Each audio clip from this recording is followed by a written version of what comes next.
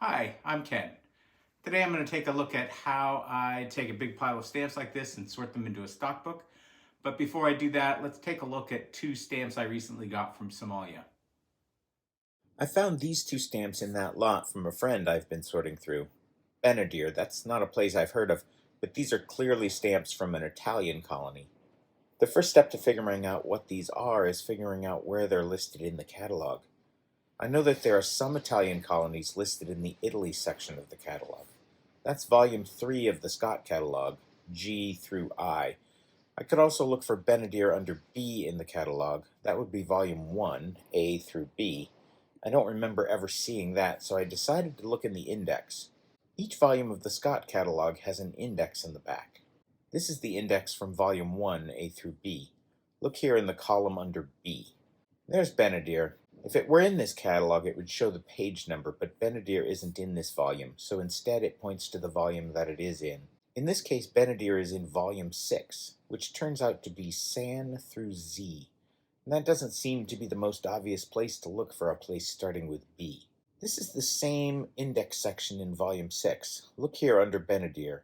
There's a page number, 265. It's like a treasure hunt. Can you guess the country yet? Probably not if you don't already know this one. Let's turn to that page. This is our page, 256. Look at the heading under Somalia. There it is, Benedir. And look, pictures of the base stamp. Ours are Scott numbers 2 and 3, but these aren't our overprinted stamps. But you notice that these two stamps have a surcharge. As is typical with surcharges, the old values are obscured with lines and new values are overprinted. In this case, the first stamp is a 5-cent surcharge on a 2 Besis stamp. That second stamp is a 10-cent surcharge on a 1 Anna stamp. Scott typically shows a picture of the stamp with the surcharge or overprint, but I looked around on this page for a picture of those surcharges. I couldn't find this one. There is a surcharge that looks similar, at least, to the bottom part of the stamp. There they are. These are really close. The same base stamp, same surcharge, but no bars. The next step is to look at the descriptions above and below the images and the listings. I'm looking to see if the text has something to add about variations or even a See Also section that might point me to another place. There are no See Also sections for these overprints. Too bad. A little warning here. Sometimes the See Also section will point you to a different country. Thankfully, that's not the case here. I've had to chase an overprint across 3 different catalogs to find the matching stamp. But here we are with no clue what to look for next. What I do in that case is start to look down all the listings for any that have the same denominations. I looked up and down these columns but didn't see what I was looking for. I know from experience that sometimes these overprints show up in the back of book sections of the countries, so I took a quick look at the back of the Somalia section for a picture that looks like these. There's nothing here, but note that there is a new section for the Somalia coast.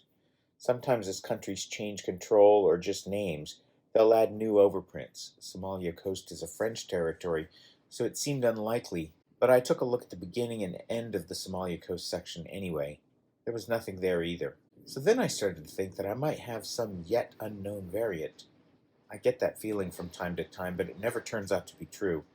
It's just excitement. You'd think I'd learn. In this case, I feel stuck, so I did a Google image search. It didn't turn up anything helpful. I tried a text search for Somalia overprint stamps with bars and got a hit. I found an image for this stamp on Hipstamp showing a Scott number of 72. This is it. Notice the description of the overstrike bars at the top of this section. The denominations match, as does the design. These are our stamps, Somalia 71 and 72. It was there all the time, and I didn't notice because I didn't patiently look far enough into the third column of the second page. I can't tell why Scott picks some stamps to show pictures for and which they don't. By the way, this is the first page for Somalia that we looked at to see the name Benedir. Look again at the section with the picture of the two stamps. At the very bottom of that section is the text. For surcharges, see numbers 8 through 27, 40 through 50, and 70 through 77.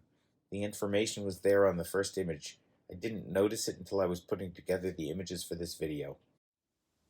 A little bit of patience and I would have found those two a lot earlier in the catalog. It was anyway a good example of how to sort through the Scott catalog and find difficult to find stamps. Beyond that, these are two really nice additions to my collection. Before I dive into the meat of this video, though, I want to thank Ari from Israel. He sent along some really nice packet of definitive stamps of both Israel and Palestine, and I want to share some of those with you. Anyway, thank you, Ari, for sending these stamps along. What a horrible situation it is for Israeli and Palestinian people impacted by the current conflict. I'm sure everyone can join me in hoping for a quick resolution. My heart hurts for all the people suffering. Ari was kind enough to send me, first, a great envelope. I enjoy getting a range of stamps in real use on a cover like this. But second, he generously sent along a whole range of definitive stamps. I have very few of these to start with, so it's a huge boost to my collection. Those two stamps on the first row are from Palestine, before the formation of modern Israel. The others are a significant representation of every definitive set from Israel, almost every one. There are 3 pages of stamps in the packet Ari sent me. I feel like I now have a meaningful start to a solid Israel definitive collection. Thank you, Ari. You are just too kind, very generous. I appreciate it. Now let's move on to sorting stamps into a stockbook. If you'll look in front of me, I have a big pile of stamps that I have yet to sort through. Let me just kind of roughly walk you through this. This box right here is the remnants of the Spellman mystery box that I got recently. I'm still going through those stamps. This book right here is the album of stamps that came from the friend of mine that came from their estate, or a friend of theirs estate. Anyway, I'm still going through stamps in that book. Under here is the green book I bought at Walpex. Also from Walpex is this envelope of all the stamps from the fishbowl. Let's add to that I have 2 stock books of loose stamps here that I need to sort through to find specific stamps that aren't yet in organized stock books. I've certainly got this box here of all my duplicate stamps and sorted by country and envelope. And then here is the last bit of the stamps from that trash bag that I've been going through. So a pile of stamps there off paper and a pile of stamps on paper. So what we're going to do is go through these stamps, find out what stamps I have. We're going to be looking today at, I think, Yugoslavia. We'll go through all these stamps, we'll sort them out, and then I'll show you how I organize a collection a lot like this into something that's meaningful in a stockbook. I have a stamp collecting friend who's dealing with a pile of unprocessed stamps that's 10 times this size. It's daunting. She's been struggling with the best way to bring order to her chaos. Her approach has been to start sorting everything by country, and she plans to start sorting the stamps of individual countries after she finishes that first sort. Unfortunately, she'd like to start trading her duplicates with other collectors, but she doesn't know which of her stamps are duplicates, and she continues to accumulate stamps at a pace that's faster than she can sort what she already has. There's no way she'll ever get to step 2 with her current approach. So I've offered to show her how I sort stamps by country, bringing order to a small corner of my collection, one country at a time. That's what we're going to do today. We just looked at the chaos. Now this is the ordered part of my collection. I make my own albums and I keep them in 3-ring binders on this shelf. Each one of those binders contains pages I've created with the stamps on them. The first one, in green, is my World War I collection. At some point I'll make a video to share that, probably more than one. The second binder in blue is my US souvenir sheet album. I've shown you that already. That's followed by my US regular issues in brown. We've looked through some of that too. Next, you'll see a stockbook.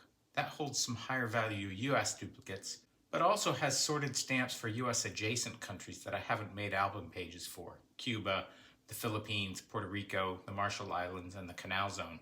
I use stockbooks like this to sort through my stamps until I think I have enough to spend the time making an album for that country. These 2 countries, Cuba and the Philippines, are still too light to bother with. Compare this to what Ari sent me from Israel, which is certainly at a point to justify putting together an album. Again, Ari, thank you. Next, it takes 2 albums to hold my German collection in the red. Then comes Ukraine, a single album with both Australia and Japan, followed by France, Great Britain, and Canada. On the rest of the shelf, I have stockbooks that hold pages for European countries, South and Central America, Russia, and adjacent countries. That red stockbook currently holds China and some overflow European countries. I used it to hold Japanese stamps until I made an album for them. So you should see my process at this point. I start with piles of chaos. I sort from that chaos into organized stockbook pages for a country, one at a time. And when I have a country that inspires me, I make an album and transfer stamps into it, making room in my stockbooks for the next country that inspires me. This box holds loose stamps in envelopes sorted by country. For some countries, like Germany, there are multiple envelopes and some stock cards for notable stamps. Depending on the country, the envelopes contain either all the stamps I've sorted for that country, or all the stamps I consider duplicates or otherwise tradable. I'm a little odd in that definition because since I collect mostly regular issues, I consider the commemoratives and back of book stamps to be tradable, even if it's my only copy of that stamp. So for those Germany envelopes, all the stamps in this box are tradable. But for my Yugoslavia envelope, since I don't have an album or stockbook page for that country yet, that envelope has all the stamps I had for Yugoslavia, waiting to be sorted into a stockbook. Well, not quite. I've got all these stamps to sort through, and when I finally sort through them all, we'll figure out what I have and then sort them all off into stockbooks. We're going to walk through my process of taking all of this and turning it into an organized collection like this. Step by step. Of course, this is just my process. While it works for me, you may find you like a different process. Collect the way you like for sure. But if you're feeling overwhelmed by the pile of stamps you have and you can't see how you'll ever sort through them all, first, congratulations on having the huge pile of stamps. But second, hopefully you can take something from my process and make the hobby more enjoyable for yourself. My first step in sorting through a country's stamps is to understand a little bit about their postal history. Many of you have seen my video on German stamp collecting. Some countries can be complicated, and it helps to know what the labels might be on the stamp from a particular country. For example, collecting Russian stamps requires at least that you understand that Russian stamps break down into 3 periods. First, the Russian Empire leading into World War I.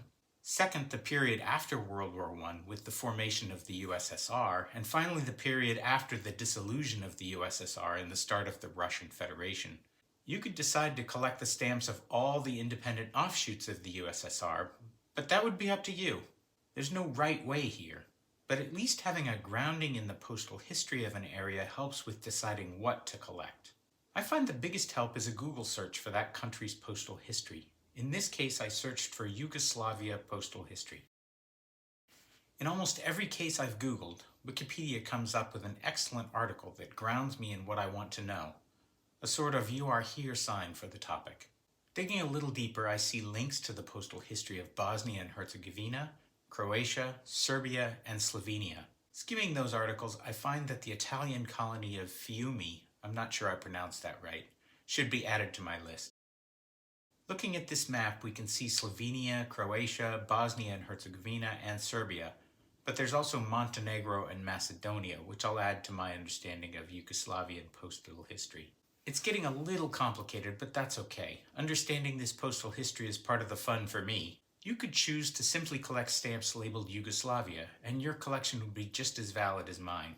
And all the steps moving forward in my process would work just as well for you.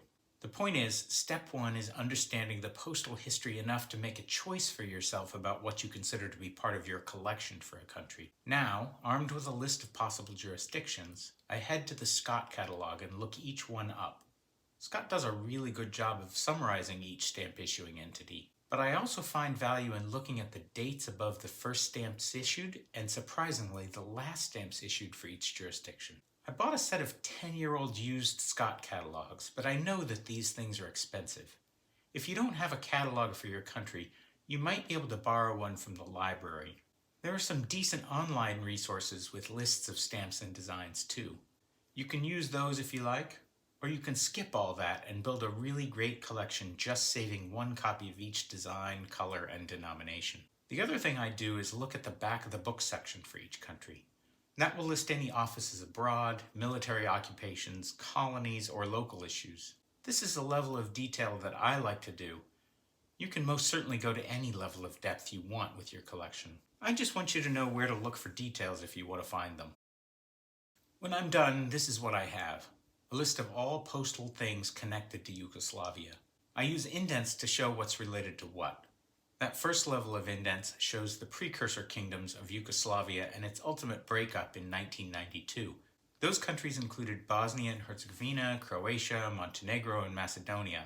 Serbia and Montenegro would retain the name Yugoslavia until 2003, when they changed their name to Serbia and Montenegro.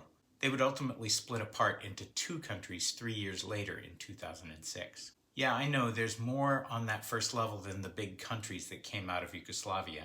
It's easier for me to see because I made the chart, but I'll add the dates to the right to show me when each entity started issuing stamps. That helps me understand their timeline better. The ones with dates before the formation of Yugoslavia were its precursor kingdoms, and the ones with dates starting around 1991 are the countries that came out of the breakup of Yugoslavia. For example, look at Croatia-Slavonia. It was a precursor kingdom of Yugoslavia issuing stamps from 1918 to 1919. Croatia, Slovenia, Montenegro, Serbia, and Bosnia and Herzegovina all united in the aftermath of World War I to form Yugoslavia between 1918 and 1920, with Yugoslavia issuing its first stamps in 1921. At that time, Macedonia was part of Serbia. The two lines for Croatia and Slovenia show when they broke away from Yugoslavia again in 1991, along with Bosnia and Herzegovina. Ultimately Serbia and Montenegro and Macedonia. There are a few other lines in this chart for offices abroad and military occupations. It's very unlikely that I'll come across stamps from these jurisdictions in my sort, but if I do, it's good to know that they are part of this picture. After working through this list, I think there's a better structure to it. See here, I've broken it into the precursor kingdoms, the period of Yugoslavia as a country, and the period after the breakup. I don't think I'll organize my albums this way because it'd be too much jumping around to get the whole picture of a single country. But I'll put this at the start of my combined Yugoslavia album when I eventually do make one. So that's my first step, picking the stamps I'm going to sort for. The next step is to gather all the stamps from these jurisdictions together. I'm going to search all of these for stamps of Yugoslavia, Bosnia and Herzegovina, Serbia, Montenegro, Croatia, and Slovenia. At this point, I'll keep each of those jurisdictions in one pile each, but if you pick a different country, you might just have one big pile of your stamp. For these countries, I have envelopes, probably stamps in each of these piles. There are stamps in this album I'm sorting through, perhaps some small stock book and this green stock book that I got at Wallpex. And I know I've already sorted some Serbian stamps into this stock book.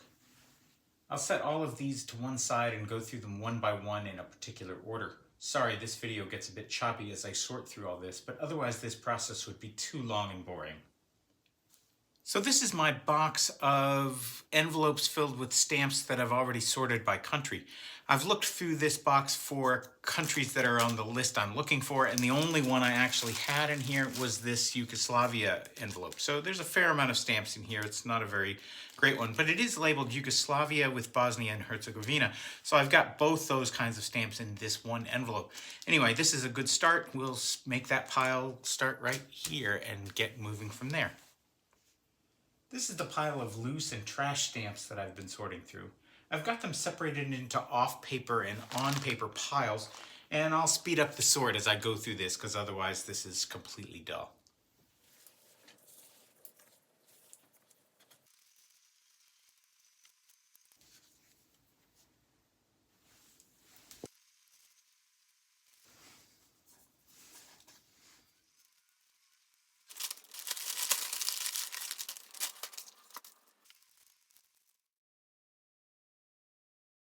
Okay, so we've gone through the, what was that? That was the trash stamps bag, and we pulled out these. This is what we have out of the trash stamps bag. So you'll see here a bunch of stamps from really pretty, let me see if I can get that up close enough. Tweezers probably help. There we go.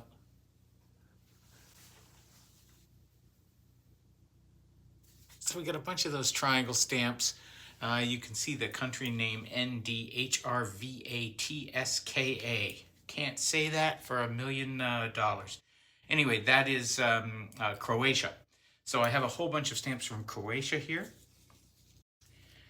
So that's a nice pile. We've got a bunch of stamps here that are like this. See if we can see that there. Yeah, I think that's good. Anyway, these are from Sarajevo, Serbia, Croatia, and Slovenia. So these are nice stamps. I've got some on-paper versions and some off-paper versions. I've got a nice overprint from Yugoslavia that looks like airmail, a couple of more modern things on paper, and then a whole bunch of stamps from Yugoslavia that I haven't taken a look at yet. So out of all that sorting, we did get a few stamps, and we'll continue on with the next batch. Okay, the next lot to go through are the stamps I got out of the fishbowl at the last Walpex, so we'll pull those out here.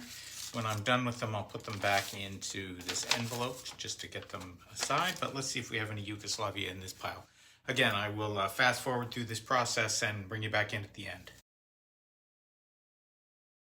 Great, so I found a couple of Yugoslavian stamps here. I've got a number of copies of this one right here. Let's see if I can show that to you. So a number of copies of that one. I got this nice one. Notice it doesn't actually say Yugoslavia in letters I'm used to, but you have to look it up and find the letters that match. So that's a good stamp there. Here's a stamp from Bosnia and Herzegovina. That nice to find. Let me put that in the pile here. Here's an interesting stamp. The black outline indicates that it's a memorial stamp honoring the post-death of this king. And one more. So nice lot. Next is one of my loose stock books here. I tend to put into this book stamps that I don't yet have a place for, but I haven't quite figured out what I'm going to do with them. So I just take a quick look through this one to make sure I'm not hiding something in here that I'm looking for. And there we go. There's some stamps from Slovenia. I'm going to leave them in here for now, and we'll take them out when we're ready to sort on them. But 3 nice stamps from Slovenia. I also have a stamp here from Fiume. I'm sure, again, I'm not pronouncing that right. That's one nice stamp there. And so there's 2 good things. That's where I put those 2 Slovenia stamps as well. Let's keep looking and see if there's anything else in here. No, nope. Nope. Here we go. This one I'm going to take out. It's a lone one from Croatia, so it'll go right into this pile. Montenegro. So here's a number of stamps from Montenegro right here. Those are worth looking at.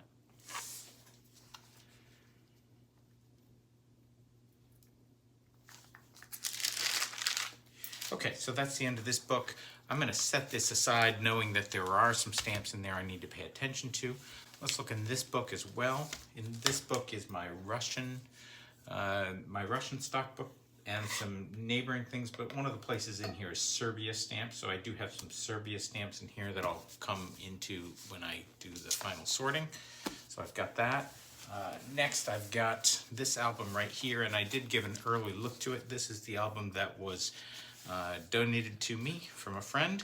I know that the only thing in here that is still of interest to us is Yugoslavia. Now, when you look up some of these countries, our name for them has changed over time. So Yugoslavia is spelled with a J in this album. H-I-J. There we go. And so we've got one stamp pasted in and a series of 5 in here. So I'm going to actually take these out of here because there's no reason to save them in this album. So I'm just going to gently pull this out of here, and we will take the hinge off gently again. Let's do this. There we go. That's good. So we'll add that to our Yugoslavia page. Just make it sure that the second page doesn't have any. Nope, we're all set here.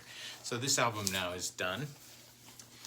And then finally is this one. So I'm going to take a look through this and see if there's anything in it. And when I'm done, I'll tell you if I found anything. We might speed through this part.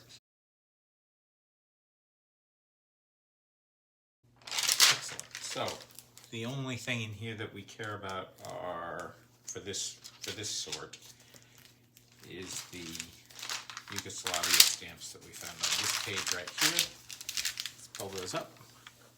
They're all right there. Okay.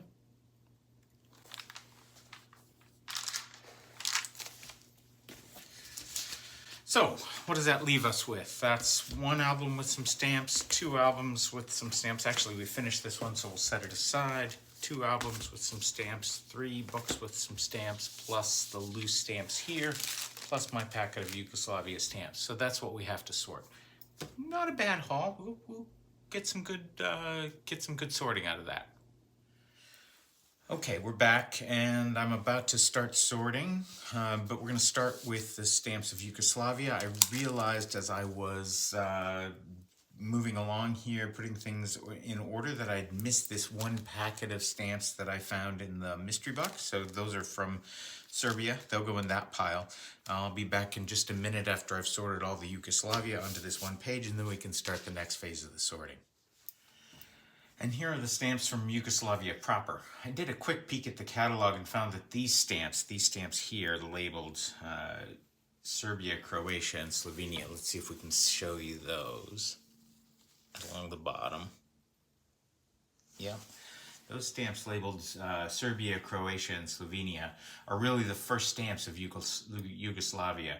The country was initially called the Kingdom of Serbs, Croats, and Slovenes. So now I sort all, so I've included them here because I think that's part of this Yugoslavia sort. Anyway, now I'm going to sort these by design, and I'll probably rush through that. So let me just do that, get them sorted by design, and I'll come back. See, now everything's sorted by design. I still keep some paper and off-paper things separated, but I've got some heads looking to the left and some heads looking to the right, and these two guys are different people on these stamps. Over here I've got commemorative issues. These ones with the Red Cross or postal tax stamps, those are actually going to I'm not going to collect those, but I'll make sure that there's not something particularly valuable in them. Some air mail stamps. So we'll take these and we'll go through them. So first thing I do here is I pull these up out of the way, and I pull my catalog in front of me.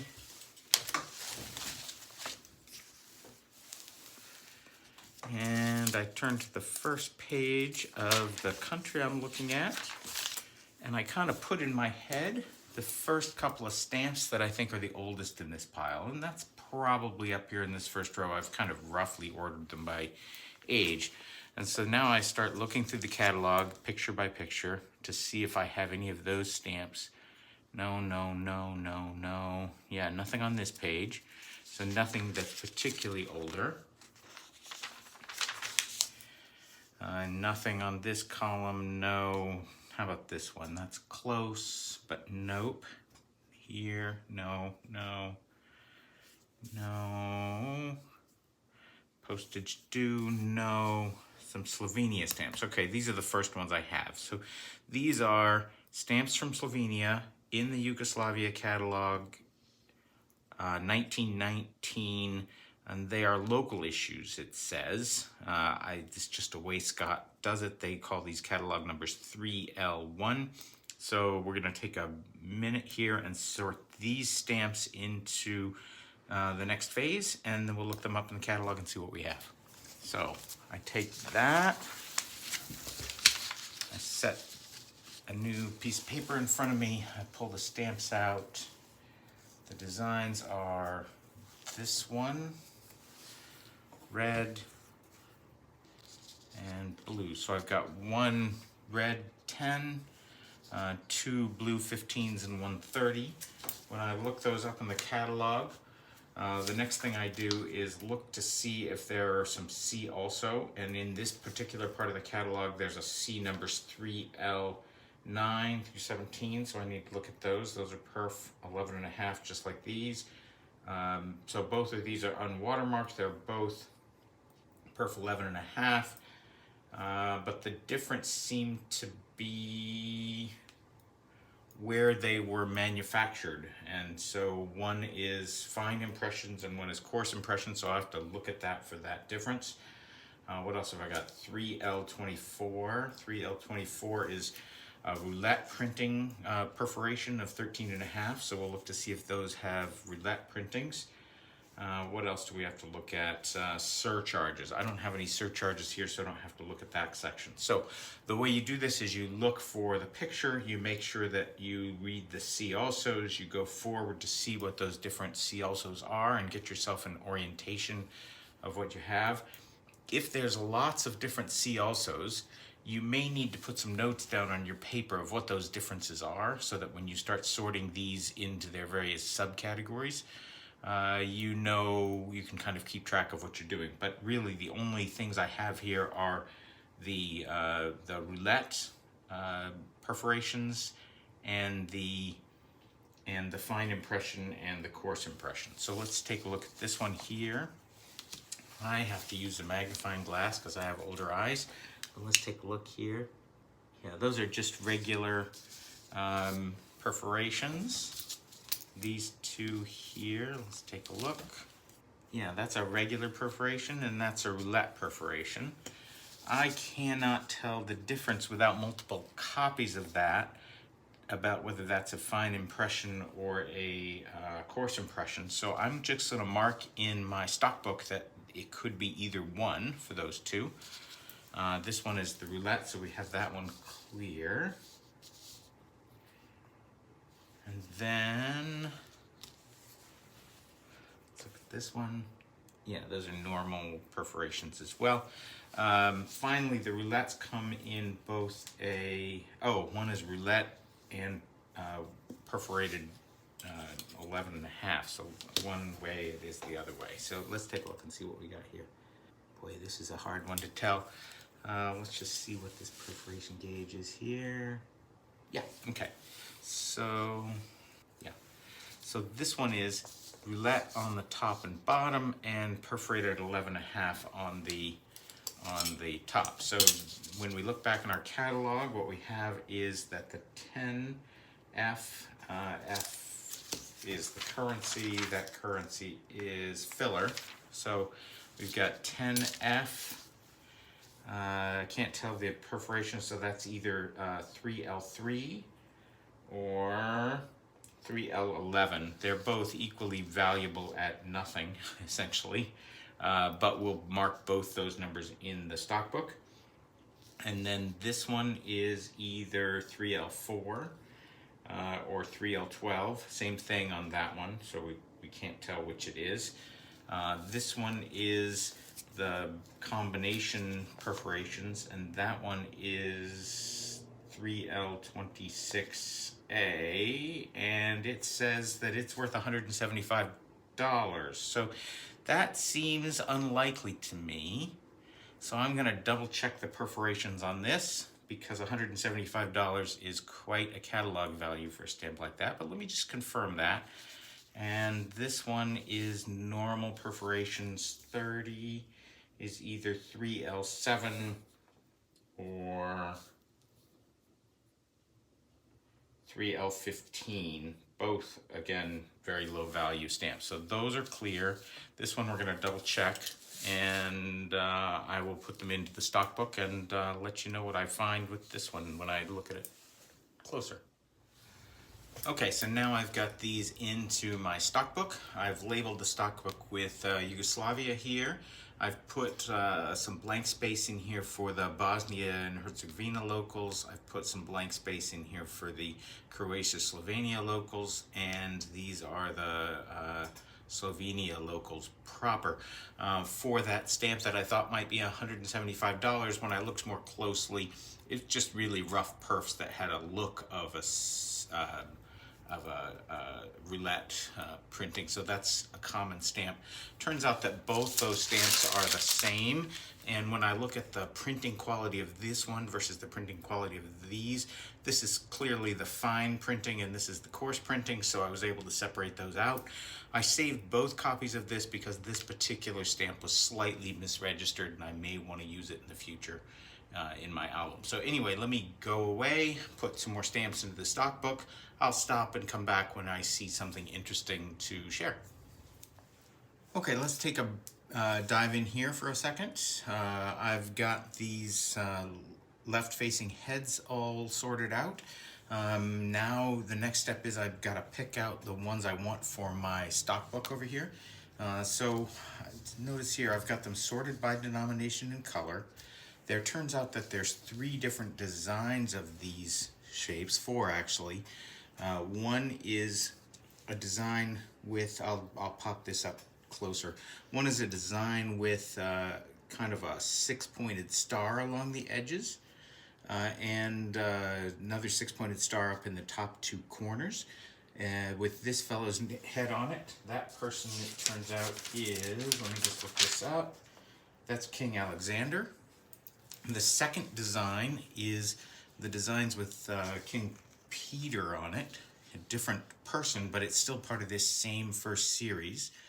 And the third design has King Alexander with the same kind of white background version of this 6-pointed star. And then the next design, the third design, or the third series, is this series right here, which has more of a quilted pattern on the edge, but with King Alexander again. So we've got first series has King Alexander and King Peter. Second series has King Alexander with King Peter's background, and the third series has King, I think that's Alexander again. Yeah, that's King Alexander with kind of a quilted pattern. On top of that, we've got one overprint, but there are some overprints of the second series as well. So with that in mind, I'll come through and pick these out. But in this first series, I have 4 examples that I have to choose from for my collection. And what I like to do is, in most cases, I'll look for a used copy, and that's a good used copy, and I'll look for the best unused copy, and that one has no hinge remnant or hinge marks on it, so that's an excellent copy. I'll look to see if it's nicely centered. I'll sometimes look to see if there's any variance in color in these things, and I don't see any, so these will go into my duplicates pile, and these will go into the stock book, so we'll put those aside. And I'll keep going through all these stamps and do the same thing and then put them into the stock book. So I'll be back for that in just a moment. Okay, so I've got these stamps all in the stock book. This series, I have everything from that first series. That's a really nice looking set right there, all 14 of those stamps. You'll notice that I've left space down here in the second series for the matching set in this set, so I've left all the spaces that I need. Up here, I'm much more dense in my packing. This is just a choice about how likely it is I'm going to get those various stamps, and so I've left myself as much space as I think I'm going to need before I put together an album. Same down here. I've put in an intermediate set that's here, but I've been a little tighter in packing for those. The end result then is I've got a whole bunch of duplicates. Those will go into my packet, so I'll just put those into a packet ready to go into my duplicate and tradable set. This stamp right here is a newspaper stamp. Since I don't tend to collect those, that'll go into the duplicate set. This is a postage due stamp. That'll also go into the set for duplicates. And so from here, I will go through and add the rest of these stamps to the pile and show you when I'm done. But this is also a good point to stop and mention that my stamp collecting friend wondered whether it would be best to collect by country or by topic, and then if she wanted to do both those things, how would she do that? My suggestion to her is that she first get them in by country, and then with the duplicates, if they're topical, if they fit that topic she's looking to collect, she pull them out of the duplicates as she goes here. So first get them in by country and then by topic if you're collecting both, and I think that's a pretty effective way to do that. So when I'm putting these things away, I tend to only save 1 copy, although in some cases I'll save a used copy and a new copy. I also consider the catalog value of the stamp before I put them into the glassine envelope. If they're inexpensive, they'll go in the glassine envelope, and if they're expensive, I'll tend to put them into a into a stock card, a small stock card that'll fit behind the glassine envelope. All the loose duplicates will go into my country envelope, and I'll put the stock card behind the country envelope in the box with my other loose stamps. So I'll show you how this looks when it gets all packed up. These are my Belgian stockbook pages. I started out more densely packed in the Belgian collection, assuming I wouldn't get any of the earlier stamps. But you can see, look at the top of that page, that I did get some of those earlier pages and earlier stamps, and I just had to tuck them into the stockbook, places that I could fit them into the stockbook to make them fit off in my package. So I'll rework these pages, or I could rework these stockbook pages, but I think what it tells me is it's a hint that it's time for me to make an album page for these Belgian stamps, which is probably the next one that I'll take on. So when I'm done with Yugoslavia, putting them into this stockbook, putting all these stamps into this Yugoslavia stockbook, I will go back and do all the other jurisdictions that are part of Yugoslavia. I think these locals are probably the Bosnia and Herzegovina stamps that were in my list, but the other ones will just keep adding to the end of the pile until I have all the Yugoslavia and Yugoslavia related stamps put into the stockbook. And when I'm done with all that, I'll come back and show you what I got. And here's my finished stockbook. I've got this first page, this is the second page, and this is the third page. And now I know what I have and what stamps are duplicates. The chaos from before is gone. Those piles of stamps in the bigger pile that I had, that chaos is still there, but the chaos associated with just the Yugoslavia is gone. But those bigger piles, they didn't get much smaller, but I did get some organization and some clarity in one small corner. And at this point, you can decide if you need to make or buy an album for the stamps that you've set out neatly into your stockbook. But you don't ever have to move out of the stockbook. If you don't want to move out of the stockbook, you can keep all your stamps in there. There's really no rule that says you have to move out of that stockbook. Okay, I'm back with all the stamps sorted into my stockbook. Let's take a look at what we have. So first of all, in my stockbook, I have Yugoslavia written up here in the top. I've got a line for the 1918 Bosnia-Herzegovina locals. I've got a line for the 1919 Croatia, Slovenia locals, and a line for the Slovenia locals. These three locals here are stamps that were issued in local regions kind of in the period at the end of World War I, just before, or before the Yugoslavia itself had a postal system issuing stamps. So these are technically in Yugoslavia, but they're local inside of Yugoslavia. It's really interesting to see how Scott has listed these in the catalog. These L stamps usually come at the end of the Scott catalog, but in this case they put the L stamps at the beginning of the Scott catalog section for Yugoslavia. That's an indication of these coming before in the postal history of Yugoslavia. Let's just take a quick look here. We've got one stamp here in the Croatia, Slavonia. We've got the three stamps here, including the one that I thought might be valuable and turned out not to be. I'm happy with that. I was able also to get, 6 stamps from Slovakia, Slovenia. 6 of these other stamps from Slovenia. Nice little representation of what was happening in that period. We come now to Yugoslavia proper. We already talked about these series here that I've got the full set of. We talked about these other styles of these similar stamps. So that's Yugoslavia. You'll note, maybe you'll be hard to see, but you'll note that I've written the Scott number underneath the stamps along with the name, not the name, but the date of each series. Over here we've got the series continuing, with now the king facing to the right. And now we move on to a different series with the same king, now with a little more stylized 3/4 view. And then this stamp right here is the stamp after he was assassinated. So this is bordered in black as a memorial for him. Now we've got a new king and some less king-oriented stamps from Yugoslavia. Turning the page, we've got one more page of Yugoslavia proper. In this page, I've got a number of different stamps, starting to look more modern, some animals, some flowers, and then these down here I've listed without much fanfare because I don't have enough of them to really justify that they get their own line. So I've just kind of tucked them into my stock book for when I get more of these as I collect more. Finally, we have one last page for Yugoslavia, and that is all the adjunct regions. This first line is for Istria and the Slovene coast, Zone B in particular.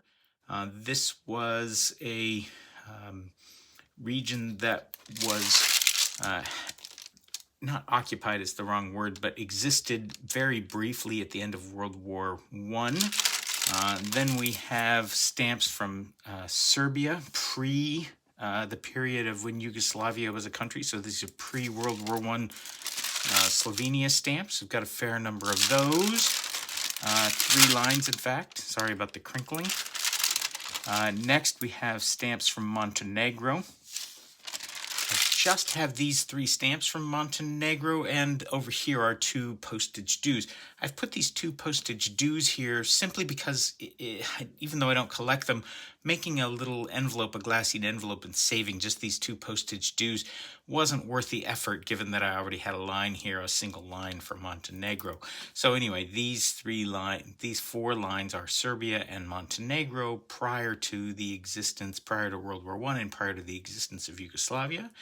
This line right here is for Croatia stamps in a brief period around World War II, a brief period of independence around World War II. And then finally we have World War I Bosnia and Herzegovina stamp here, just 1 copy of that. And the very last stamp that we were able to find, that I was able to find, is this overprint of a stamp from Fiume, which was, again, a pre-World War I region, or just post-World War I region, occupied by Italy, but ultimately moving over to control of Yugoslavia. So that's the whole set. I'm very happy with what I have, and when I feel like I have enough in the Yugoslavia page, we'll make album pages for it. I hope watching my process helps you bring your own chaos under control. But let's remember that this is a hobby that's meant for fun, and you can do your stamp collecting any way you want. There's no rules, no right way to do this. So anyway, you have fun with the way that you like to do it, and if what you like to do is to hoard stamps, well, you hoard stamps and have fun. If you like to accumulate them, just keep buying and accumulate. That's also perfectly fine. And if you like to get into the details of one particular issue, that's also completely fine. Have fun with the hobby, do what makes you happy, and enjoy stamp collecting.